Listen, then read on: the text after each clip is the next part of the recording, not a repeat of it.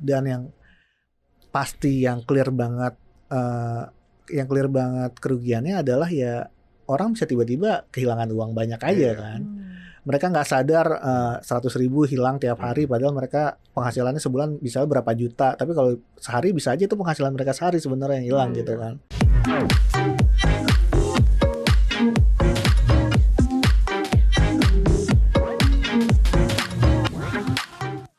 Halo Sobat Cuan, balik lagi nih di Koneksi Konten Ekonomi Seksi. bareng gue Salsa dan juga ada Mas Demis nih, Managing Editor Destekno CNBC-Indonesia.com, dan juga ada Aulia Akbar, Financial Expert CNBC Indonesia. Seperti biasa, kita bakal ngobrolin hot topik nih yang akhir-akhir ini menjadi perbincangan di kalangan masyarakat. Salah satunya adalah terkait dengan judi online. Nah, judi online ini bahkan kalau misalkan kita lihat gitu ya berita-berita akhir-akhir ini, Kominfo bahkan sudah memblokir sampai ratusan situs judi online di ranah digital. Belum lagi PPATK mengatakan kalau ternyata nilai transaksi judi online ini nggak main-main, menembus triliunan hingga pertengahan 2023 ini.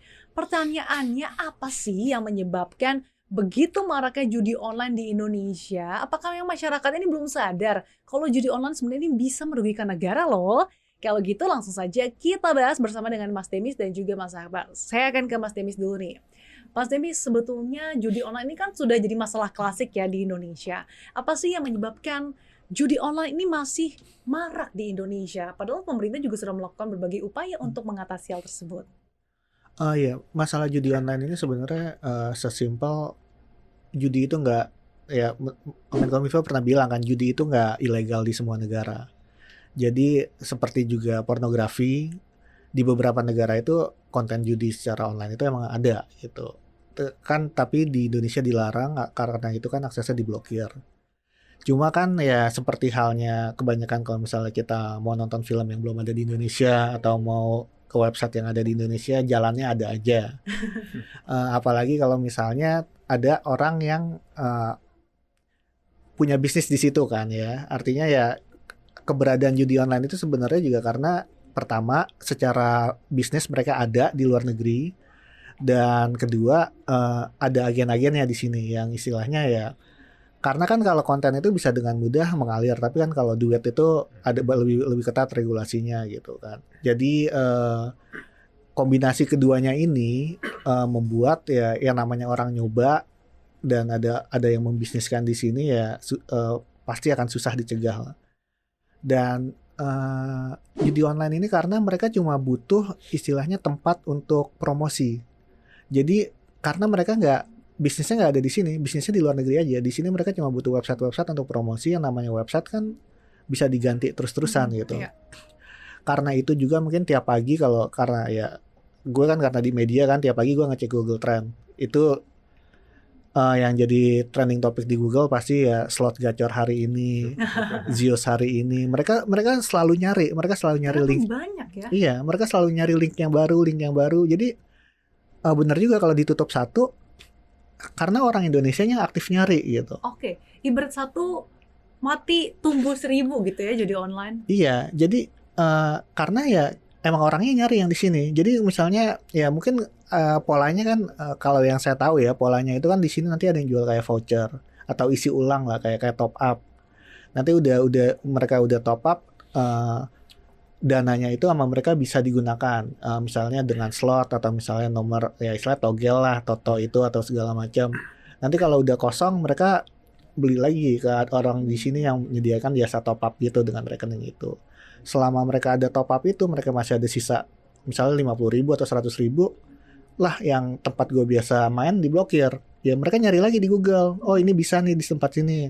Tapi berarti dari segi top up-nya juga harganya cukup affordable bagi masyarakat gitu ya. Karena kalau mahal kan pasti mereka enggan untuk karena sasarannya juga emang masyarakat kecil pastinya yang selalu berharap menang gitu. Dan karena yang namanya judi bandar kan selalu menang ya. Yang namanya judi bandar selalu menang ya, misalnya sisa tinggal 25.000, tahu-tahu menang. Ya udah top up lagi deh isi. Ntar udah habis kosong ya dibenangin lagi ya, biasanya seperti itu sih. Oke, saya kan Mas Akbar nih dari Hmm. sisi financial expert. Cukup menarik fenomenanya tadi disampaikan juga Mas Demis. Ternyata justru masyarakat Indonesianya nih yang justru suka buat nyari situs-situs judi online. Jadi meskipun udah ditutup tapi nyari situs yang lain gitu yang lebih baru. Nah ini sebenarnya fenomena apa sih yang bisa kita tangkap dari sini? Ya sama kayak ini aja ya, kayak waktu dulu streaming film ilegal gitu ya. Waktu dulu kan memang ada satu situs dia udah blokir, dia nyari lagi di situ ya. Jadi intinya memang dari awal masyarakat mungkin sudah ada yang coba, ada yang ketagihan dan lain sebagainya. Terus habis itu promo-promo seperti ini ya mereka akhirnya nyari-nyari lagi. Padahal mereka nggak pernah aware gitu yang namanya judi gitu ya, permainan seperti ini, zero sum game gitu ya.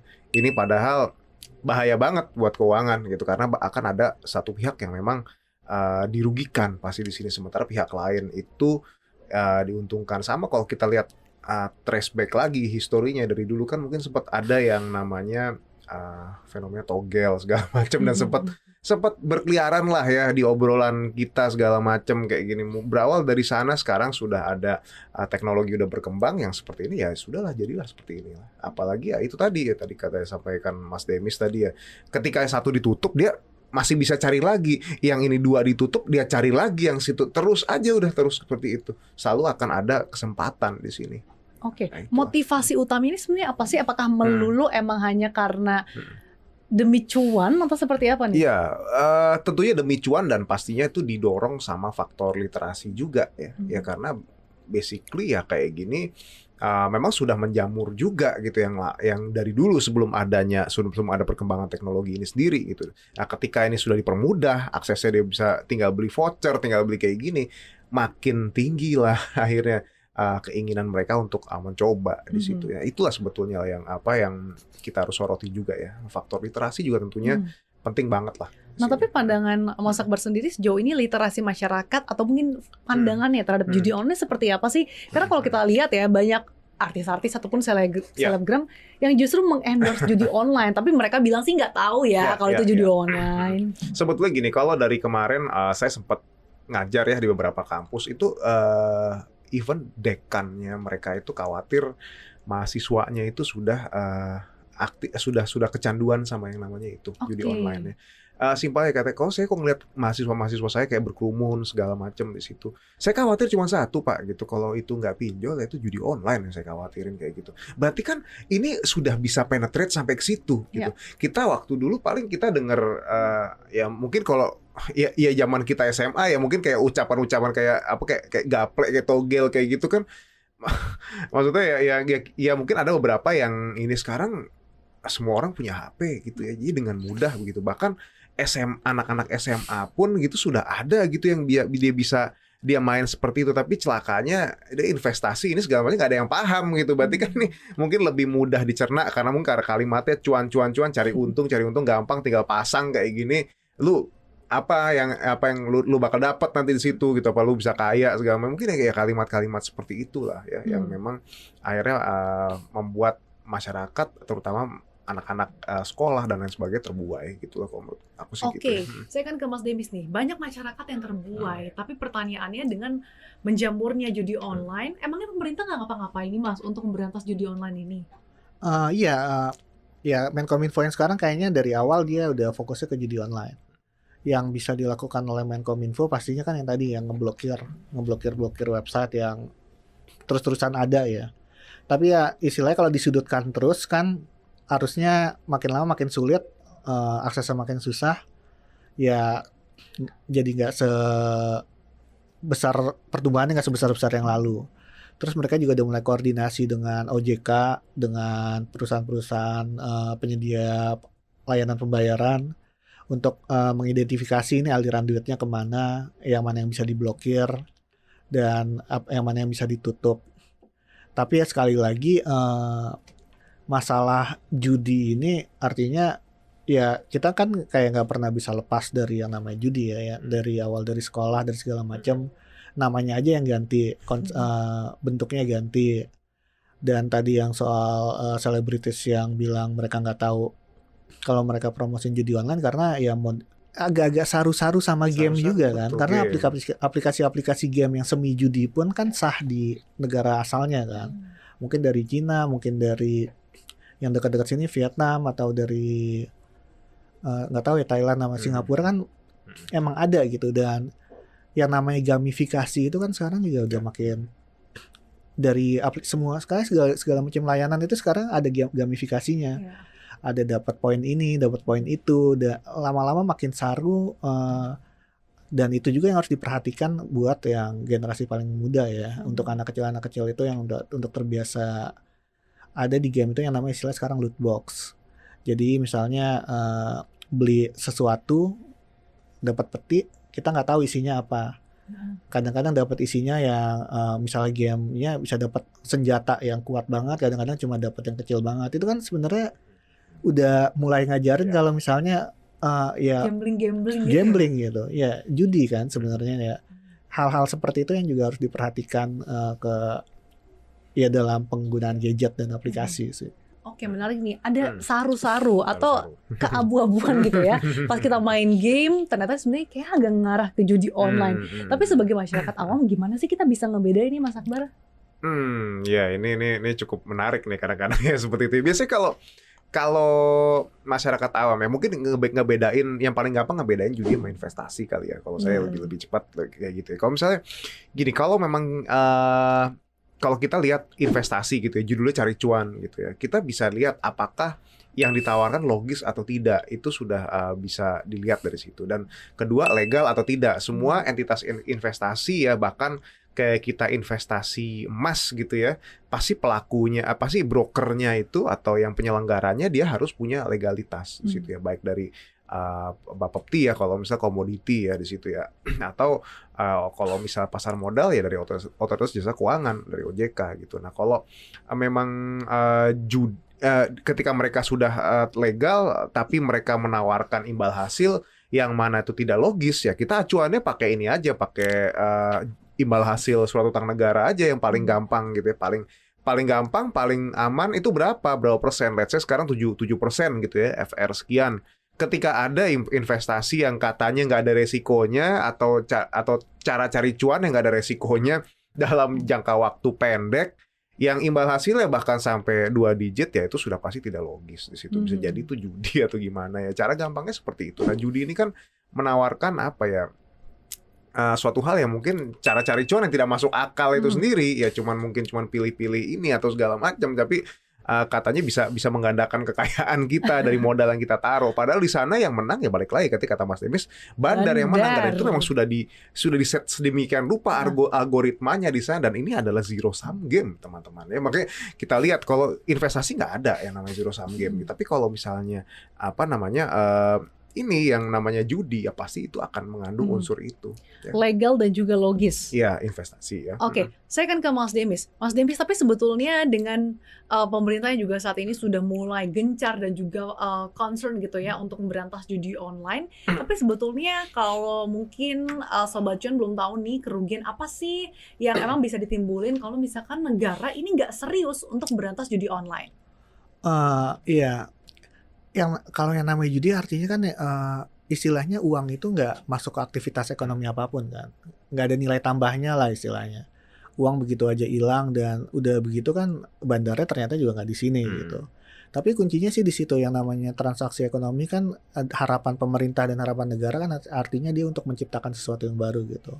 Harus ada value added-nya ya, menyerap tenaga kerja atau misalnya menciptakan produk baru, nilai tambah di situ yang kayaknya bakal hilang. Dan yang pasti yang clear banget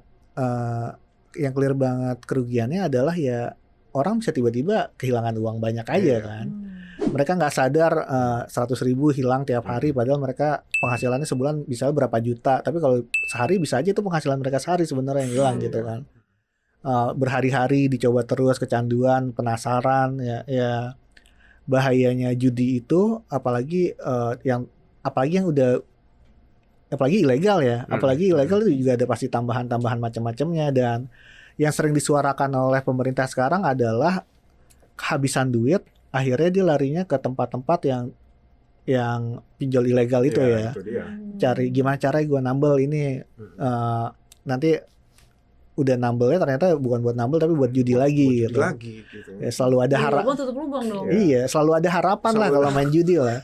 Ya apa istilahnya ya, kalau it's too good to be true, it's too good to be Iya. true kan ya. Di situ sih secara personal ya kerugiannya per orang itu, dan biasanya yang kena itu juga orang-orang yang berharap banyak dan biasanya masyarakat kecil lah. Jadi kayak terjebak di circle bandit kita semua. Jadi kayak gitu.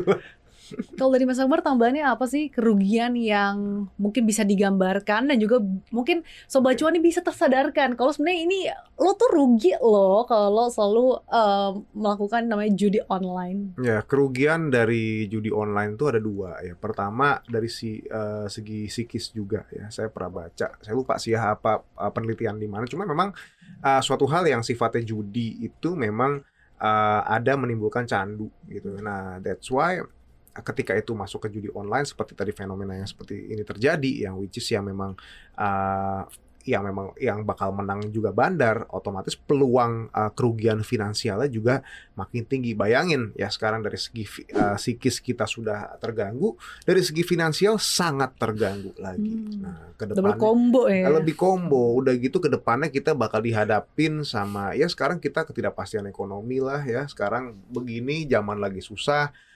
Mungkin lowongan pekerjaan juga mungkin tidak akan semudah kayak waktu dulu orang ya. Sekarang juga company bakal banyak yang lay off juga kayak gini. Jadi bayangin tiga kerugian itu ditambah dengan situasi dunia yang lagi nggak baik-baik saja seperti saat ini gitu.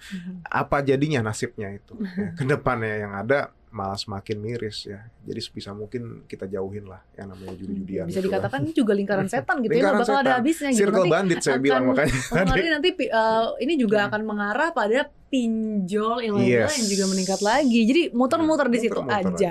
Mas Demis, PPATK bahkan mengungkapkan kalau kerugian yang ditaksir nih gara-gara judi online bahkan mencapai 27 triliun per tahun dari satu situs judi online.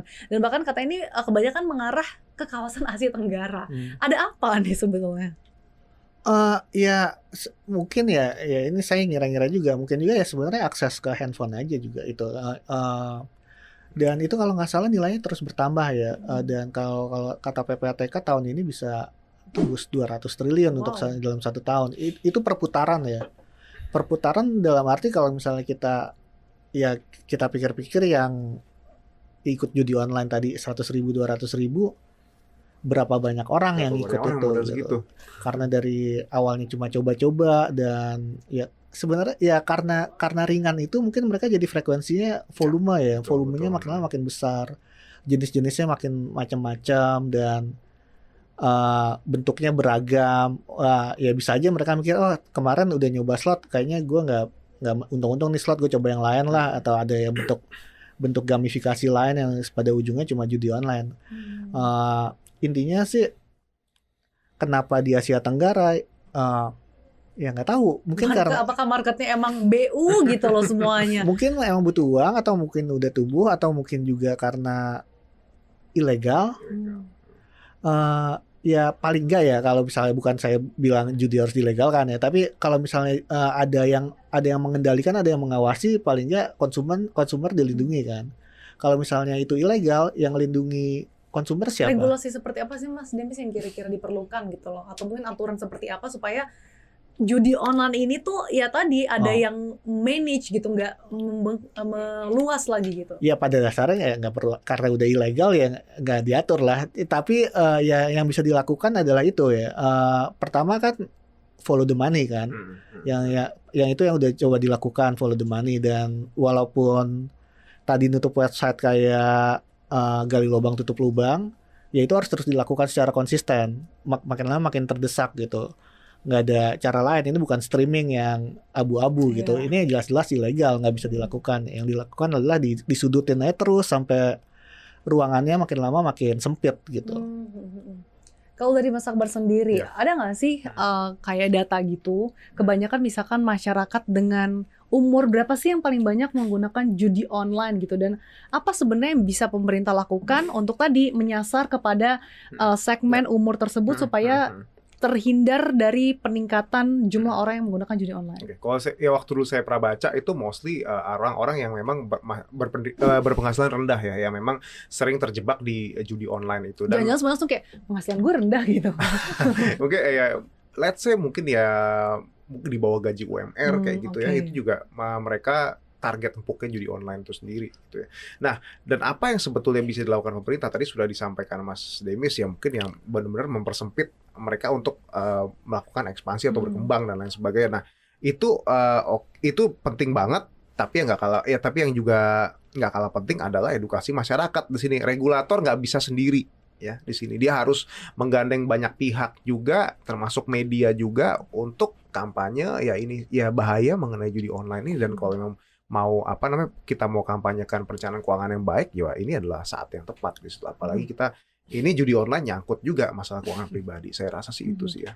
Oke, jadi memang topiknya adalah dan juga intinya adalah judi online ini tidak hanya membahayakan negara, tapi juga sebenarnya membahayakan diri sendiri loh. Yes. Tidak hanya psikologis, tapi tadi juga dari segi ekonomi ataupun kerugian materialnya. Dan balik lagi tadi harus dipertimbangkan adalah bisa membedakan nih yang mana sih judi online dan investasi dari segi logis dan juga legal. Mungkin terakhir ada tambahan Mas Demis? Iya, yang namanya judi nggak pernah menang ya.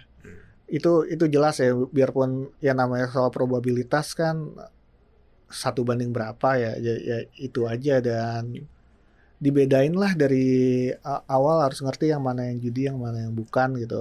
Misalnya ada yang sobat cuan yang udah punya anak juga, itu diperhatiin gamenya yang dimainkan apa, kebiasaan yang terbentuk dari game itu apa. Itu aja sih.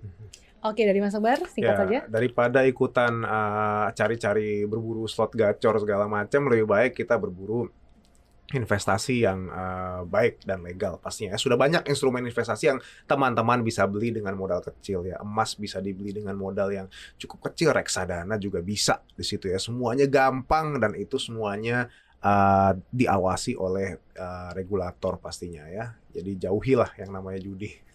Jauhilah yang namanya judi.